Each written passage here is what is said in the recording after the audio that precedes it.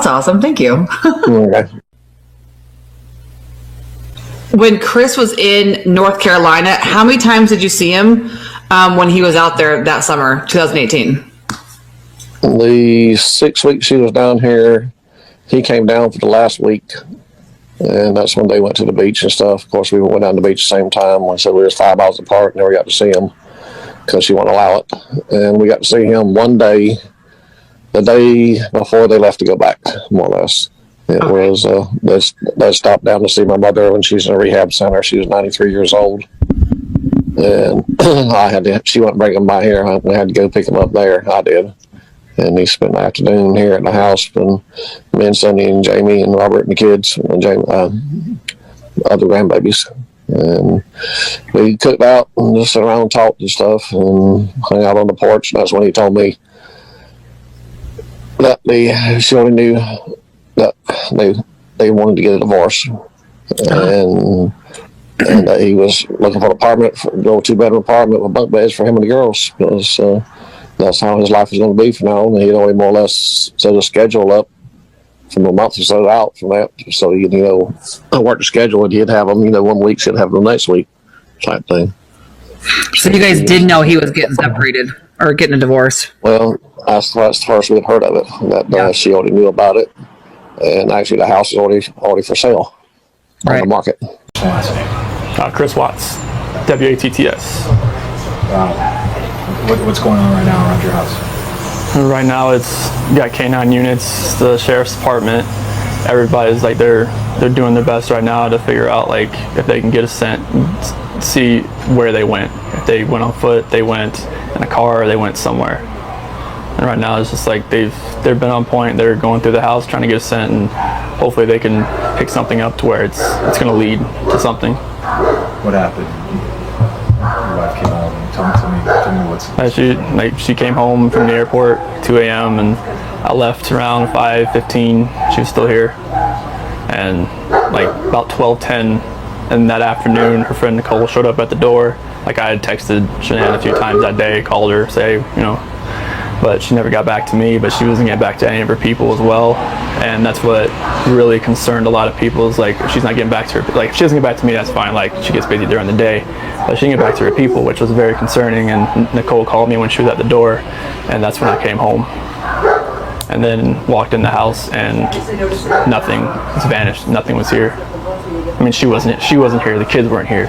Nobody was here. What's your wife's name? Shanann, SHANNANN. What's your kids? Bella and Celeste. How do you spell Celeste? CELESTE. How old are your daughters? 4, Bella's 4, Celeste is 3. And I wake up every morning just crying, thinking this is not going to be what's going to happen every single day. It's just so hard to get through it. I just don't know how to get through it.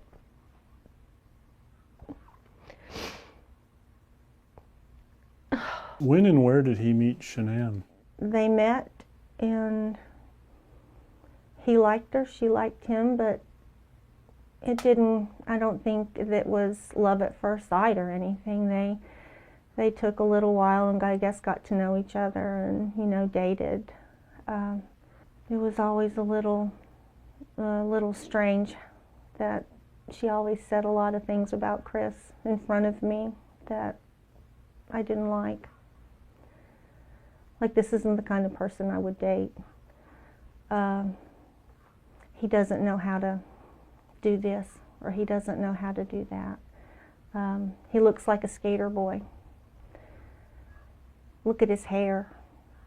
Look how much stuff he puts on his hair. It was just on and on and on, and I just got a bad feeling. And they got married in 2012. Did they get married in North Carolina? They did. Mm-hmm. How was that? We didn't attend. Really? Mm-mm.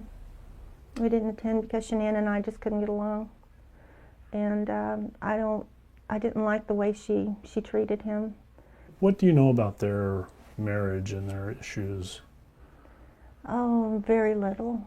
Very little. You can only observe.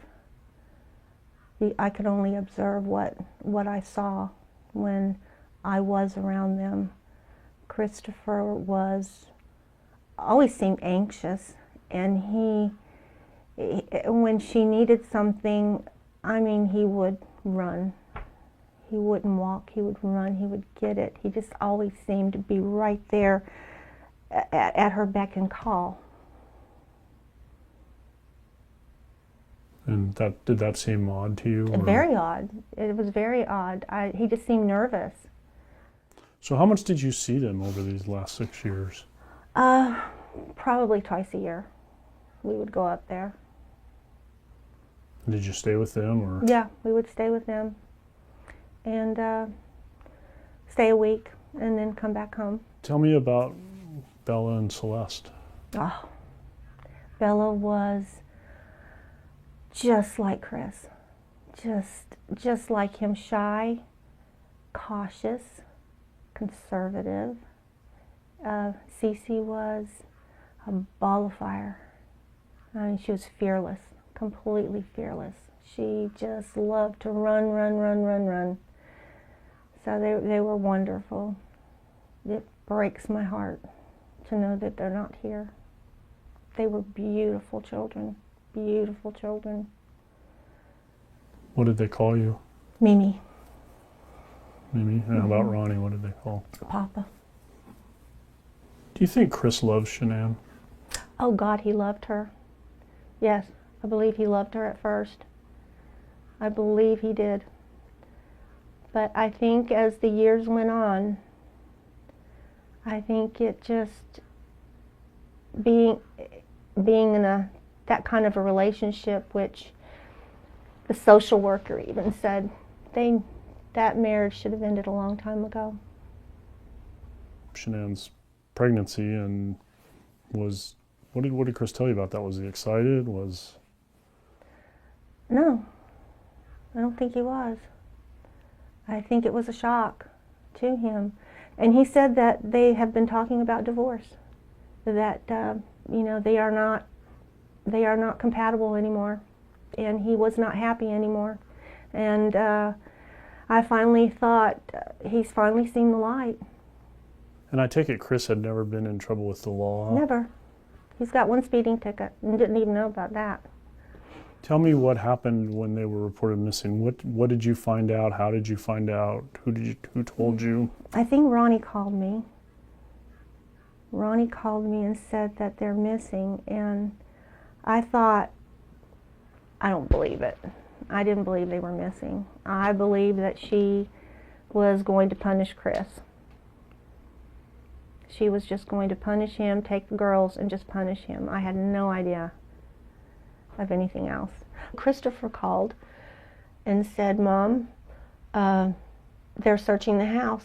I said, okay, that's fine. I mean, and I still was not worried.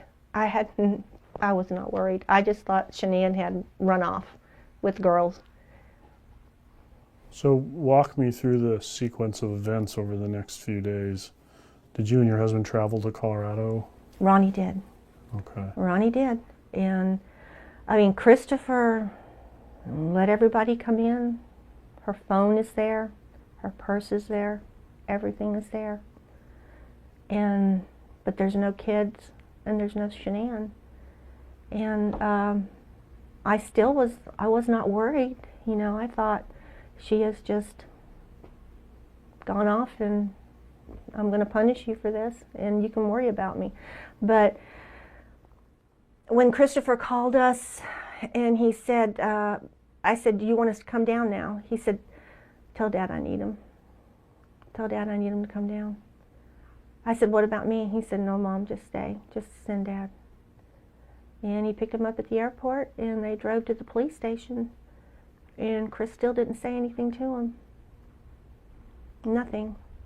He had already been interrogated 7 hours prior to that. He had already let the police go into his home, search everything. He was going in for another interrogation. The next thing, after 5 hours, they called Ronnie and said that your son wants to talk to you before he tells us anything. And that's when Christopher broke down and cried and said, "I'm sorry, Dad."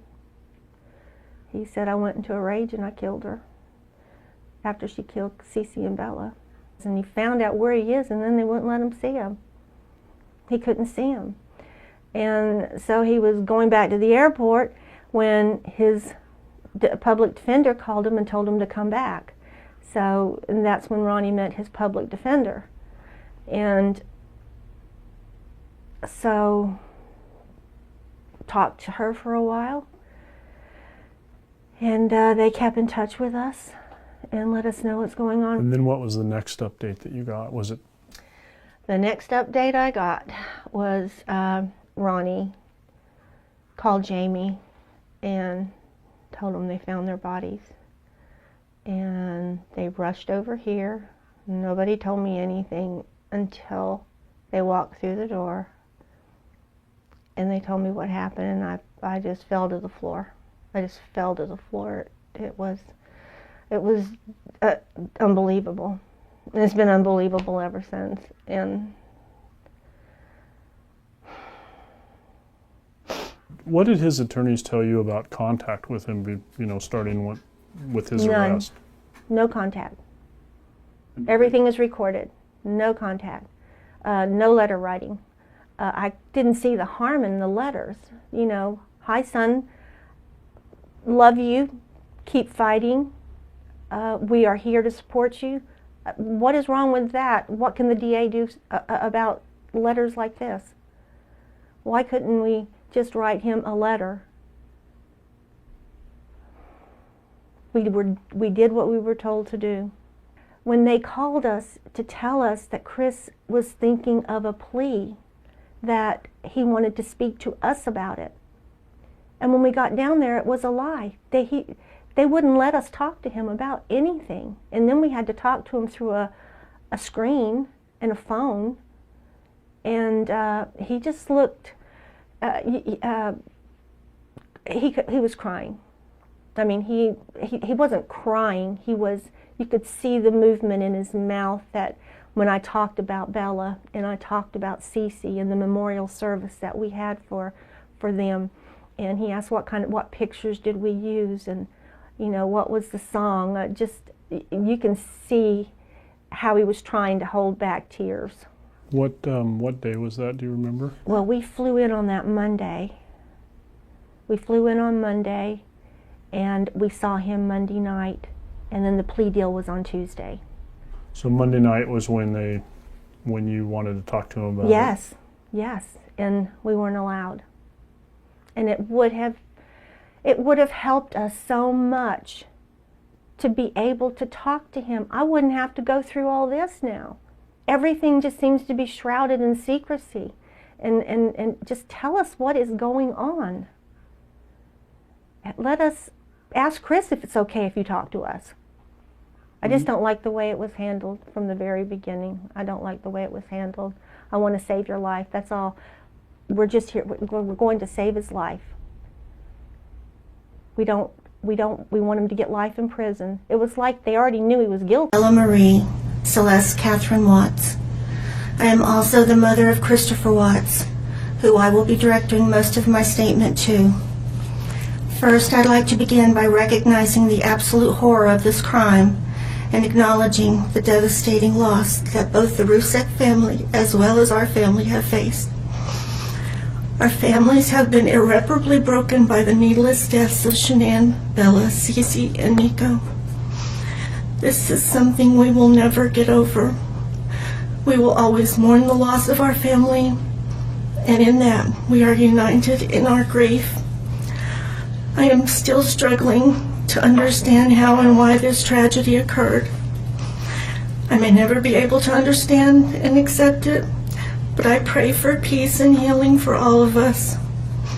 Now to my son Christopher, I have known you since the day you were born into this world. I have watched you grow from a quiet and sweet, curious child who Bella reminded me so much of, to a young man who worked hard in sports and later mechanics to achieve your goals. You are a good friend, brother, father, and son. We have loved you from the beginning, and we still love you now. This might be hard for some to understand, how I can sit here under these circumstances and tell you, although we are heartbroken, although we can't imagine what could have led us to this day, but we love you. Maybe you can't believe it either. As the Lord said in Jeremiah 3:31, I have loved you with an everlasting love. Therefore, I have continued my faithfulness to you. And you, as your mother, Chris, I have always loved you, and I still do. I hate what has happened. Your father and sister and I are struggling to understand why. But we will remain faithful as your family, just as God remains faithful because of his unconditional love for us all. We love you, and we forgive you, son. A maximum sentence would be appropriate, and anything less than the maximum sentence would depreciate the seriousness of this offense. So the court is going to sentence Mr. Watts as follows. With regard to count number 1, murder in the first degree as it relates to Shanann Watts, the court is going to sentence you, sir, to a life sentence in the Colorado Department of Corrections, followed with no possibility of parole. And that is going to run consecutively to all but counts 3 and 4. With regard to count 2, as it relates to murder in the first degree with Bella, the court is going to sentence you to life in the Colorado Department of Corrections with no possibility of parole. With regard to count number 3, the court is going to sentence you as it relates to Celeste to life in the Colorado Department of Corrections with no possibility of parole. The story doesn't begin with a headline, but with the quiet moments that followed after the world had already formed its opinions. Long after the case faded from daily news cycles, attention slowly shifted toward the people connected to it, especially Cindy Watts. Over time, pieces of her interviews and reported statements began resurfacing online, sparking renewed curiosity about what she had said regarding Shanann Watts. For some, these clips felt revealing. For others, they raised more questions than answers. At first, it was just short excerpts, moments taken from longer conversations, shared and reshared across platforms. But as more people began to pay attention, those fragments started to take on a larger significance. Viewers replayed them, analyzed tone and wording, and debated what was truly meant behind each statement. Was it frustration, misunderstanding, or something deeper that had existed long before everything became public? What made it even more complicated was the context. Interviews conducted in the aftermath of a major tragedy often carry emotional weight that isn't always easy to interpret. Words can come out differently than intended, especially under pressure. Yet once those words are out in the open, they take on a life of their own, especially when audiences begin to connect them to a broader narrative. If you're already drawn into this side of the story, make sure you like this video and subscribe, because what unfolds next goes beyond individual statements. It begins to reveal how quickly perception can shape reality. Because as more clips surfaced and more discussions began, the focus started to shift from what was said to what people believed was meant. And that shift would change the way the entire conversation was understood. As more clips and reported statements continued to circulate, the conversation around Cindy Watts began to shift from curiosity into debate. It wasn't just about hearing what she said anymore. It became about interpreting it. Every word, every pause, every expression was examined closely, often replayed and discussed in different contexts. For some viewers, her comments seemed to hint at long-standing tensions between her and Shanann Watts, suggesting that their relationship may have been more complicated than it appeared from the outside. Others pushed back, arguing that isolated clips couldn't fully represent years of interaction, especially when those clips came from emotionally charged moments. The divide in interpretation grew quickly. On one side, people believed the statements revealed underlying issues that had gone largely unnoticed before the tragedy. On the other, many felt that grief, shock, and public pressure could easily influence how someone speaks, making it unfair to draw firm conclusions from a few recorded moments. What made this situation even more complex was the absence of full context. Longer conversations were often reduced to short excerpts, leaving gaps that viewers tried to fill with their own assumptions. As discussions spread, online platforms became filled with differing opinions, each one building on the last. Some conversations remained thoughtful, while others became more emotional, reflecting how deeply people felt about the case as a whole. It was no longer just about understanding one person's perspective. It had become a broader discussion about how narratives are formed and how quickly they can take hold. If you're following how quickly perspectives can shift, make sure you like, share, and subscribe, because what comes next takes this conversation even deeper. Because once opinions begin to form, they don't just stay still, they evolve, often in ways no one initially expects. As the discussion continued to grow, attention slowly moved beyond individual clips and into something more complex: the way narratives were being built around them. What Cindy Watts said was no longer being viewed in isolation. Instead, it was being connected, compared, and sometimes reshaped as different versions of the same statement circulated online. Each retelling seemed to carry a slightly different tone, influenced by who was sharing it and how it was being framed. At the same time, the memory of Shanann Watts remained central to every conversation. For many, that made the discussion even more sensitive, because it wasn't just about analyzing words. It was about how those words related to someone whose story had already impacted so many people. This added an emotional layer that made objectivity harder to maintain. Even neutral comments could be interpreted in different ways depending on perspective. Some observers began to question whether the original meaning behind certain statements had been lost over time. When short excerpts are repeated often enough, they can start to feel larger than they actually are, taking on meanings that may not have been intended at the moment they were spoken.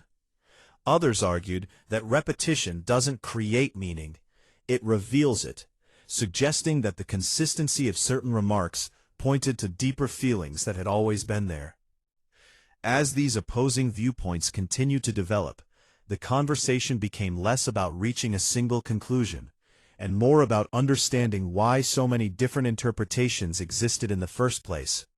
It was a reminder that in widely discussed cases, the story doesn't stay fixed. It evolves with every retelling. If you're still following, make sure you hit that like button and subscribe, because what comes next brings even more perspective to how these narratives take shape over time, and why they can be so difficult to untangle once they've taken hold. As the conversation continued to unfold, it became clear that what people were reacting to wasn't just the statements themselves, but the meaning they believed those statements carried. Over time, the narrative surrounding Cindy Watts began to take on a life of its own, shaped as much by interpretation as by the original words. Clips were revisited, discussions replayed, and opinions solidified, often without the full context of when or how those comments were made. At the same time, the sensitivity of the situation remained impossible to ignore. Any reference to Shanann Watts carried emotional weight, making the conversation more than just an analysis of language. It became a reflection of how people process tragedy, how they assign meaning, and how they respond to perspectives that may differ from their own. For some, the statements felt revealing, offering insight into past dynamics. For others, they seemed incomplete, fragments of a larger story that couldn't be fully understood from the outside. What added another layer to the situation was how quickly these interpretations spread. Online discussions amplified certain viewpoints, sometimes repeating the same clips until they felt definitive, even if they were only part of a broader conversation. In that environment, nuance often became harder to maintain, replaced by simplified conclusions that didn't always capture the full picture. If this story has you thinking about how easily narratives can form and evolve, make sure you like, share, and subscribe, because the final chapter brings everything into focus in a way that highlights just how complex these situations really are. Because as the discussion reaches its final stage, one thing becomes clear. Understanding what was really said may not be as straightforward as it first seemed. As the discussion reaches its final stage, what becomes most clear is not a single definitive answer, but the complexity behind trying to find one. The question of what Cindy Watts really said about Shanann Watts ultimately leads back to interpretation, how words are heard, how they are shared, and how they evolve over time. What began as a few recorded statements has grown into a broader conversation shaped by perspective, emotion, and repetition. For some, those statements continue to feel revealing, offering insight into possible tensions that may have existed in the past. For others, they remain incomplete, pieces of a larger story that can't be fully understood without context, that may never be entirely public. And in between those viewpoints lies a reality that is often harder to accept, that multiple interpretations can exist at the same time, each shaped by the lens through which the story is viewed. What stands out most is how quickly narratives can take hold once they begin to circulate. A single clip can be replayed, analyzed, and discussed until it feels definitive, even if it was only one moment within a much longer conversation. Over time, those moments can shape public perception in ways that go far beyond their original intent. If you followed this story all the way through, make sure you like, share, and subscribe, because stories like this remind us how layered and complex real-life situations can be. Because sometimes, the truth isn't a single statement or a clear conclusion. It's a combination of perspectives, each carrying its own weight.